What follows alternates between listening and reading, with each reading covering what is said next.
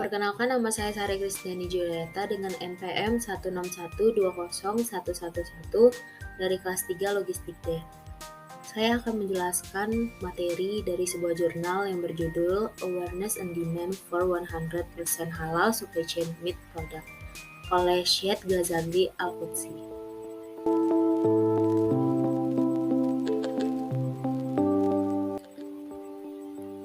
Gambaran umum. Jadi, studi ini membahas pandangan dan preferensi konsumen Muslim terhadap produk daging halal di seluruh rantai pasokan.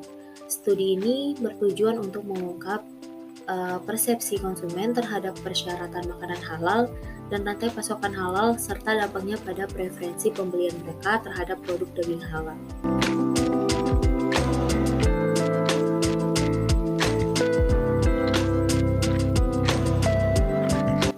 Untuk review literatur, yang pertama di sini ada Asia Tenggara dan Timur Tengah, itu merupakan pasar kuat untuk produk halal.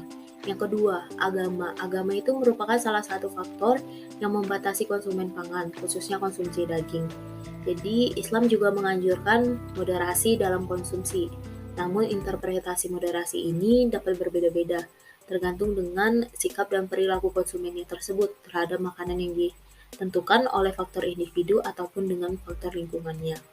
Dan yang terakhir, ada perhatian terhadap halal lebih menonjol di beberapa negara Asia Tenggara seperti Malaysia, Indonesia, Singapura dibandingkan dengan negara Timur Tengah.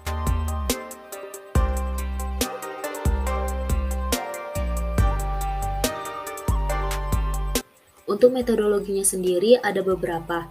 Yang pertama di sini adalah penelitian ini menggunakan teknik penelitian deskriptif kuantitatif, yaitu untuk mengidentifikasi pola pembeliannya, kemudian untuk persepsi konsumen ini terhadap produk daging halal itu. Kemudian yang kedua ada metode pengumpulan data yang menggunakan kuantitatif melalui kuesioner online dengan skala Likert 5 poin. Selanjutnya ada kuesioner untuk mencari pandangan konsumen tentang perasaan puas atau tidak puas mereka terhadap preferensi pembelian ini, dan serta pemahaman mereka saat ini terkait dengan rantai pasokan halal dan persyaratan makanan. Dan yang terakhir, aspek-aspek yang berkaitan dengan kualitas makanan. Rantai pasokan disaring dari literatur persyaratan pangan halal, khususnya dari studi yang dilakukan oleh Rias dan Country pada tahun 2004.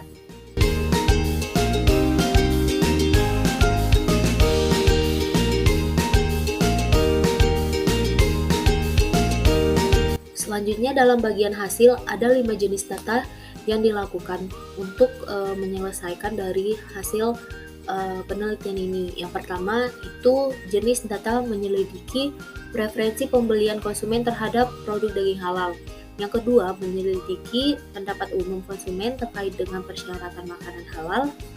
Yang ketiga, berfokus pada pengetahuan dan pemahaman konsumen tentang praktik rantai pasokan dan logistik produk daging halal saat ini. Berkonsentrasi pada faktor-faktor yang mempengaruhi keputusan pembelian dan apakah konsumen akan membayar premi untuk produk rantai pasokan daging halal. Yang kelima, mencakup latar belakang demografi dari peserta.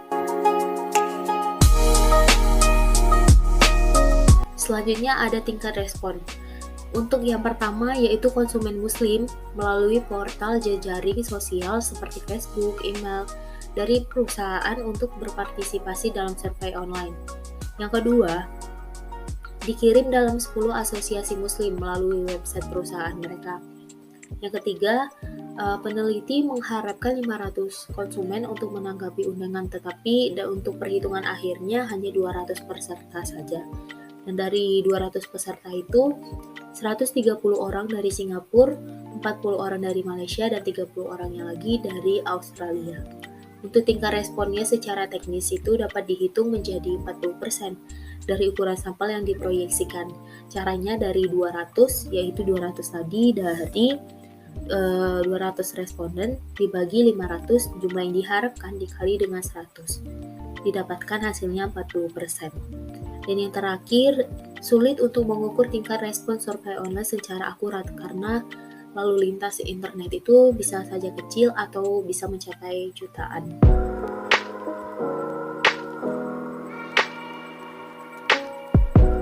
Selanjutnya berikut adalah informasi dari demografi responden. Jadi dari tabel di bawah ini itu menunjukkan peserta dari masing-masing negara menurut kelompok umurnya. Jadi tingkat partisipasi keseluruhan oleh kelompok usia 25 hingga 34 tahun itu mencatat yang paling tertinggi dengan 37,0%, diikuti oleh kelompok usia 35 sampai 44 dengan 25,5% dan kelompok usia 18 tahun sampai 24 berada di urutan ketiga dengan 21,5%. Jadi menariknya dalam informasi demografi responden ini adalah tingkat partisipasi dari kelompok usia 55 tahun sampai 65 tahun dan 66 tahun ke atas itu menunjukkan yang terendah 2,5% dan 0,5%.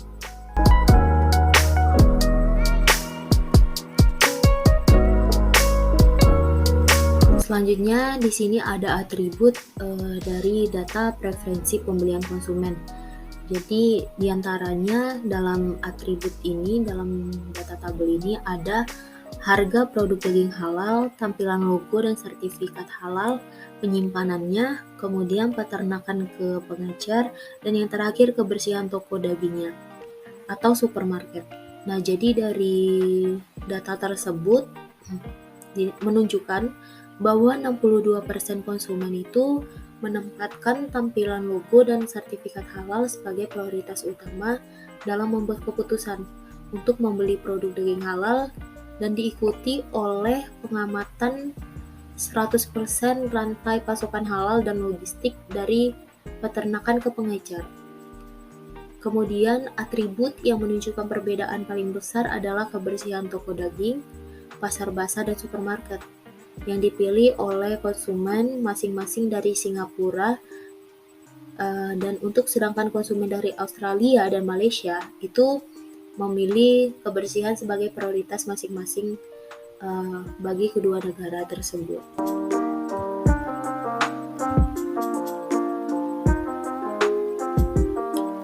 Selanjutnya ada tabel dari data pemeringkatan atribut saat memilih produk daging halal. Bisa dilihat pada 12,31 responden Singapura dan 10% responden dari Australia itu menganggap bahwa harga produk daging halal paling tidak penting dibandingkan dengan responden dari Malaysia yang sebesar 30%. Atribut lainnya seperti display of halal logo dan sertifikat menduduki peringkat pertama oleh responden dari Singapura dan Malaysia dan peringkat kedua oleh responden Australia. Oleh karena itu, tidak ada banyak perbedaan dari ketiga kelompok atribut dari data tersebut. Selanjutnya ada preferensi membeli saat memilih produk daging halal. Ada 6 atribut yang digunakan untuk menyelidiki preferensi pembelian konsumen. Yang pertama, keberadaan tanda halalnya. Yang kedua, harus ditangani oleh karyawan atau pekerja terlatih yang disimpan di dalam ruang dingin yang terpisah dari toko atau supermarket. Yang ketiga, harga produk daging halalnya. Yang keempat, tidak boleh ditempatkan di dekat daging non-halal. Yang kelima, pelatihan dan pemantauan integritas dari halal tersebut. Dan yang terakhir, terdapat perbedaan signifikan dalam preferensi pembelian antara responden dari Australia, Singapura, dan Malaysia terkait harga dan penempatan produk.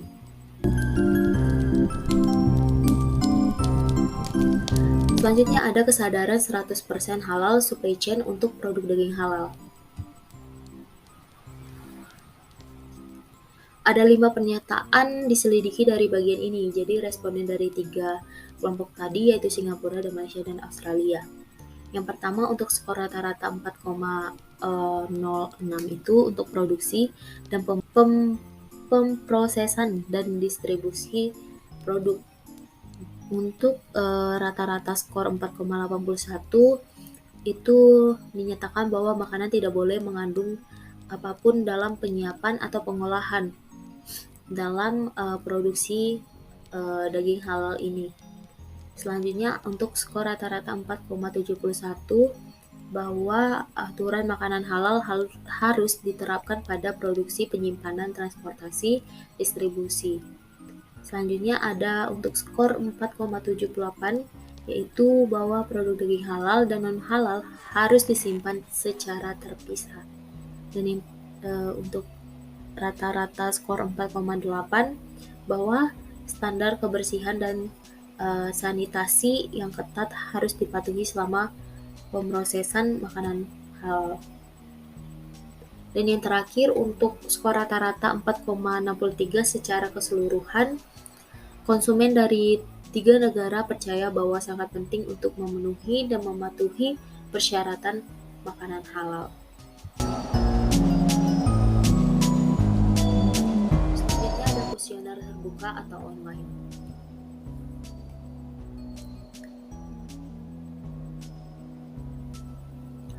Pada tabel gagasan atau saran tentang cara meningkatkan rantai pasokan dan logistik pada saat ini untuk produk daging halal, ada beberapa kategori dari responden sendiri. Yang pertama itu ada check and balance pada persyaratan halal. Itu menempati urutan pertama dengan 27,6%. Kemudian pendidikan masyarakat tentang arti sebenarnya dari makanan halal peringkat nomor 2 yaitu dengan 26,5%. Untuk logistik halal pada urutan ketiga yaitu 26,0%, diikuti dengan transportasi proses halal, menciptakan permintaan akan makanan halal, dukungan keuangan untuk bisnis makanan halal, dan yang terakhir ada meningkatnya pasokan makanan halal dengan 2,8%. Diambil dari studi kasus ini yaitu bahwa studi kasus ini tuh mengungkap beberapa aspek persepsi konsumen tentang persyaratan makanan halal, praktik rantai pasokan daging halal, dan potensi permintaan untuk rantai pasokan dan logistik halal 100%. Pembelajaran dinamis dalam halal dapat memberikan dampak positif pada kinerja rantai pasok. Perusahaan harus memahami konsep budaya dan pembelajaran dan menerapkan budaya tersebut untuk memenuhi kebutuhan rantai pasokan mereka sendiri yang akan memenuhi hukum daging halal. Setiap orang yang ingin bekerja dalam industri makanan halal wajib melakukan pemantauan diri karena kontrol dan pemantauan seperti ini sangat efisien dan kuat dalam bidang makanan daging halal. Sekian presentasi materi dari jurnal ini. Jika ada salah